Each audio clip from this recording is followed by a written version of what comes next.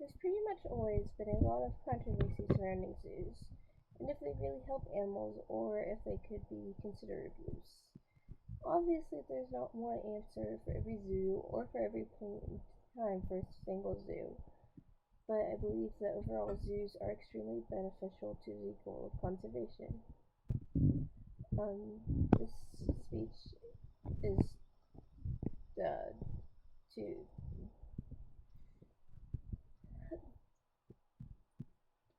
the speech can help you keep informed about events in the news, and I am incredible to talk about this because we have a family friend who is currently a zookeeper and has been for years, and most of my pretty much everything in this speech I got from her.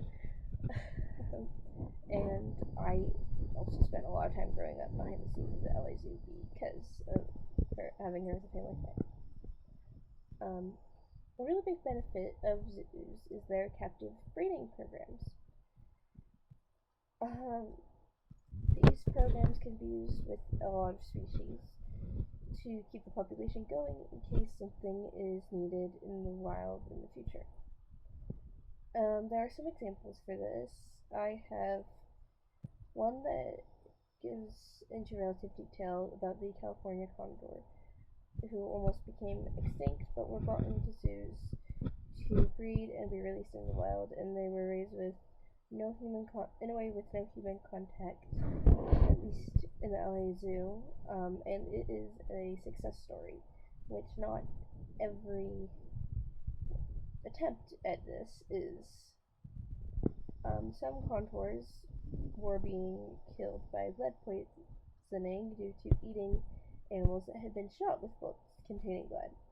There was also a condor named Dolly at the LA Zoo, I believe used to educate people on the animal itself, and she's possibly one of the first to have been bred in captivity. The Arabian Aurc was bred in Texas zoos and an animal park. So the LA Zoo is working on and supporting the protection and breeding of peninsular pronghorns. And if zoos can't help with breeding, they will try to help with studies on animals, like how they behave and if they might be prone to more illnesses or stuff like that, because they have the animals available to conduct those studies on compared to having to disrupt the behavior of wild animals of that species. And sometimes the captive bred animals become what I call just animals. It's also called outreach programs, and the animals are essentially brought to different places, and their purpose is to help educate others on the species and like what it's trouble or mutually why it's in danger with the lead bullets in the condor case that I mentioned earlier, and stuff like that, and possibly mutually beneficial solutions such as using a different type of bullet. Some animals can be nerve-wracked by travel or interacting with a lot of people, so often those individuals are not used for these programs to not overstimulate them and make them unhappy and reduce their quality of life.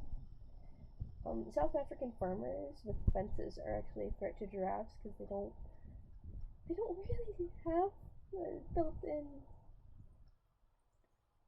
like fences there. That means I'm not supposed to go there because they're wild animals. It's also the high wire power lines. Both of those are for giraffes, if I did not mention that earlier.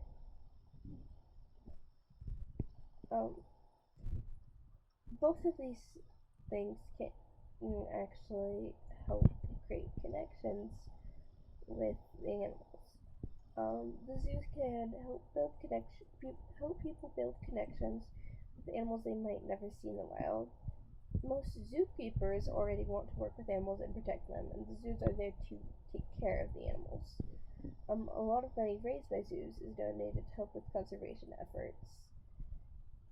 I did not specifically look these up, but it would be probably a good thing to do if you want more information. Then I was given a rough estimate for the LA Zoo that in a 1 or 2 year period they spent like $1 million, I want to say, on conservation efforts. So it's big numbers. And after working with animals, most zookeepers will probably have a stronger desire to help the animals, since after they've spent time working in the zoos and have developed closer connection with those animals. They also might sign up to work in the field with those animals, like traveling to Africa to work with giraffes and stuff like that. The zoos can be beneficial to conservation due to captive breeding, guest animals, and creating connections.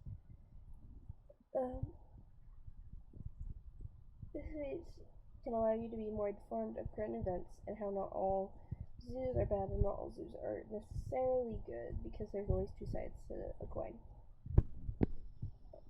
I hope that this speech has convinced you that zoos can be very beneficial for observation, and that they should remain how they are.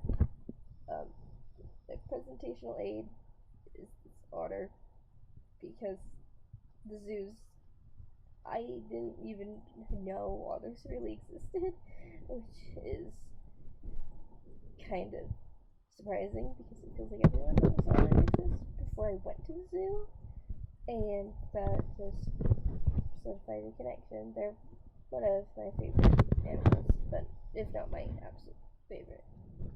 Thank you for listening to my speech.